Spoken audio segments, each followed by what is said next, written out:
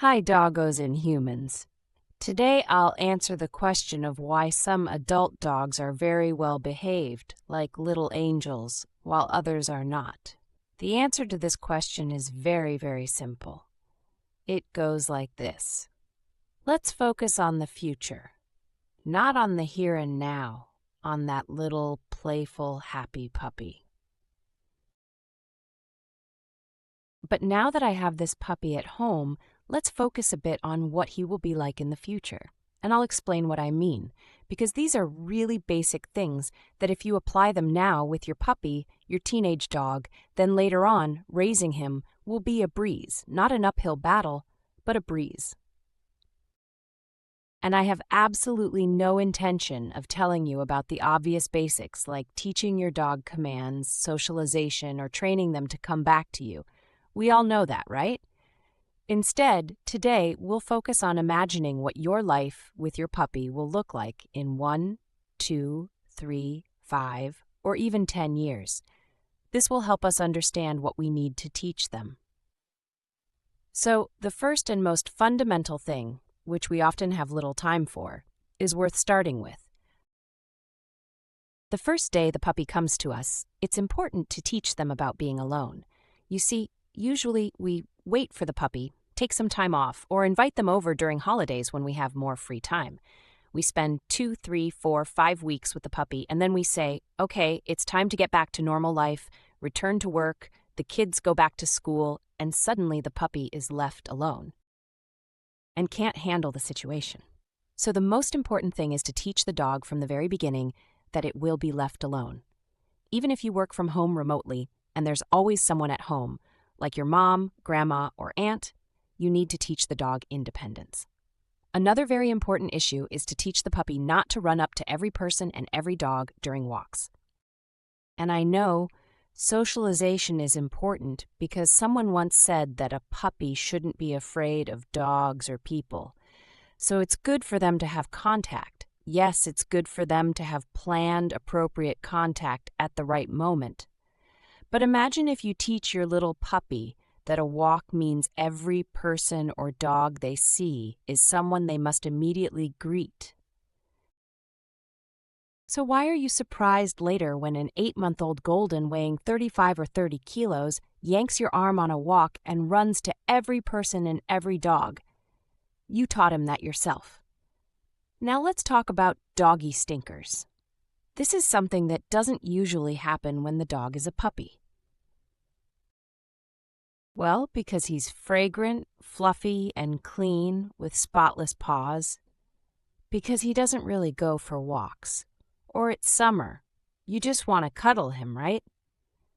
But then autumn or winter comes. The dog has grown up. It turns out he likes to roll in the mud, dig holes in the garden, or get dirty in some way. And now you need to clean his fur, bathe him, check his ears, clean them, trim his nails. But he won't let you because he bites your hands, gets nervous, or runs away. Because if we don't get the puppy used to grooming procedures, meaning there will be moments when I have to touch you in places you don't like to be touched, and you, little dog, should ideally stay still and let me do it. So it's no wonder that an adult dog can't do this, not jumping on people.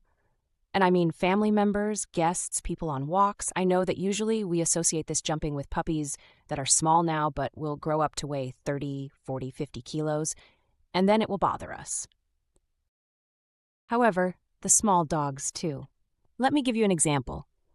Up until now, my fluffy little ball of fur that jumps on me always has clean paws because, let's face it, it doesn't like rain or dirt.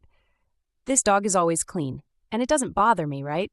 Until, for instance, Christmas Eve approaches, I put on a beautiful dress, wear tights, and the dog jumps on me, and that's the end of my tights.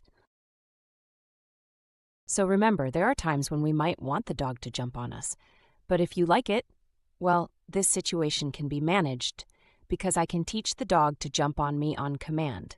Snickers has a command where I say hop, and he jumps on me. So if I see that he feels the need to jump on me, and he's clean, I allow it, and he does it on command. Next, no getting on the furniture. And I mean the bed, the couch, the armchair. And I know this is a difficult topic because sometimes when I tell someone, we don't let the dog on the bed or we don't let the dog on the couch, I see such despair on their face. Like, oh no, poor doggy, how can we do this to the animal? On that bed, on that soft blanket, among his super toys, he will have to lie. Not on the couch, not in the bedding. And if you assume that in the end you will sleep with the dog, whether he is dirty, clean, smelly, or you have guests at home, the dog's place is on the couch and in the bed. That's your business. But if I could suggest something, note that if you teach the dog not to get on the furniture by itself, after 2 months of such training, where it knows it's not allowed and that it's a forbidden area, it will be very easy to teach it to get on the furniture on command.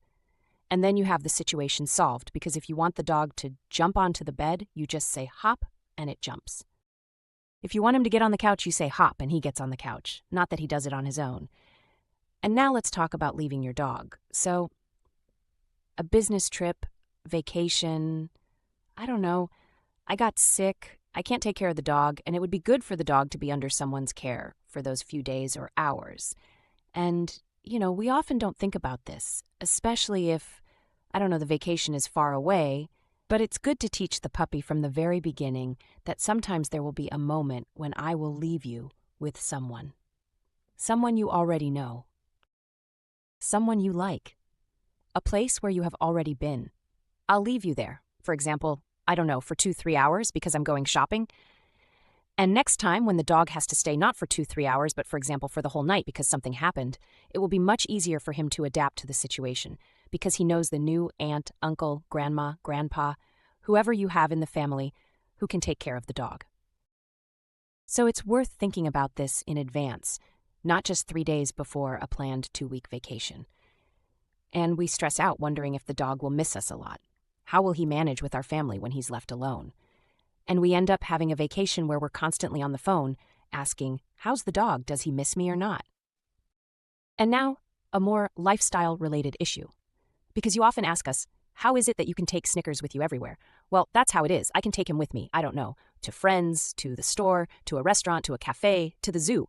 Recently, we were at the zoo, where dogs are allowed, and he has no problem with it. He adapts everywhere, is well-behaved everywhere, and knows how to act. Well, I've been taking him everywhere with me from the very beginning.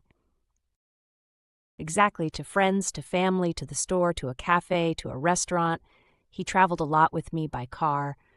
And in doing so, I've given you some tips on how to do it in a few simple steps because, it's this everyday life that plans the dog's future. And it teaches him from the very beginning that the situation looks like this now and will look the same in 2, 3, 5 years.